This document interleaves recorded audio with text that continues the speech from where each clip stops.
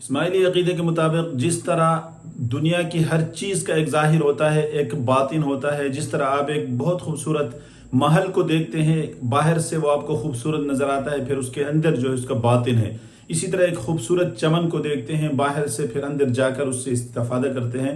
اسی طرح کوئی پھل، کوئی میوہ ہے، اس کو آپ باہر سے دیکھتے ہیں اور اندر اس کا ذائقہ جو ہے اس کو کھا کر آپ دیکھتے ہیں۔ اسی طرح شریعت کا ایک ظاہر ہوتا ہے، ایک باطن ہوتا ہے، تو تمام احکام جو ہے وہ کوڈ ورڈ گویا کہ استعمال ہوئے ہیں اور ان کا کوئی باطنی مقصد ہوتا ہے۔ تو یہ جو وضو ہم کرتے ہیں اس کا باطنی معنی کیا ہے، اس کی ہم آج وضاحت کریں گے۔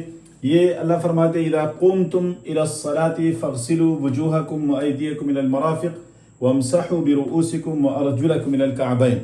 یہاں جو اذا قمتم الى الصلاة ہے، اذا قمتم الى الصلاة کا معنی کہ باطنی علم، باطنی شریعت کو حاصل کرنا۔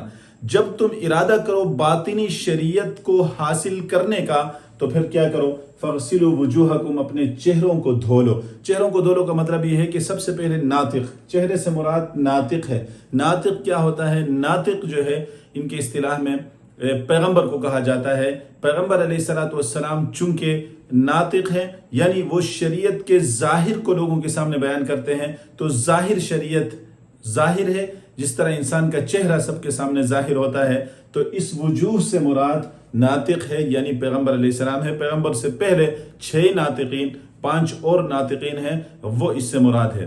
تو وَأَيْدِيَكُمْ، ید جو ہوتا ہے ہاتھ، یہ تصرف کرنے کا اور اپنا دفاع کرنے کا، طاقت استعمال کرنے کے لیے استعمال ہوتا ہے، تو ید ایدی سے یہاں اساس مراد ہے، یعنی اساس حضرت علی رضی اللہ تعالیٰ عنہ جو کہ شریعت کا جو باطن ہے اس کو وہ جانتے ہیں اور لوگوں کے سامنے اس کو بیان کرتے ہیں، تو گویا کہ وہ اساس ہے اور بنیاد ہے۔ تو اسی طرح وَامْسَحُوا بِرُؤُوسِكُمْ، رؤوس سر کو کہتے ہیں، رأس سر کو کہتے ہیں۔ انسان کے بدن میں سر سب سے اونچا ہوتا ہے، تو اس سے امام مراد ہے۔ تو امام کا مرتبہ یہاں سے ظاہر ہو رہا ہے کہ امام جو ہے، امام سے زمانہ کبھی بھی خالی نہیں ہو سکتا۔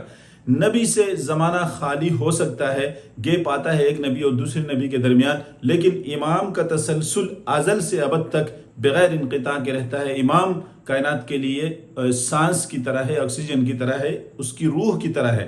تو یہاں سر سے مراد جو ہے وہ کیا ہے؟ امام ہے۔ وہ ارجلکم، ارجل پاؤں جو ہے وہ چلنے کے لیے استعمال ہوتا ہے کہ انسان ایک جگہ سے دوسری جگہ چلتا ہے، اس سے باب مراد ہے، یعنی وہ عالم، مؤمنین میں وہ عالم مراد ہے جو امام اور عام لوگوں کے درمیان، مستجیب کے درمیان واسطہ ہوتا ہے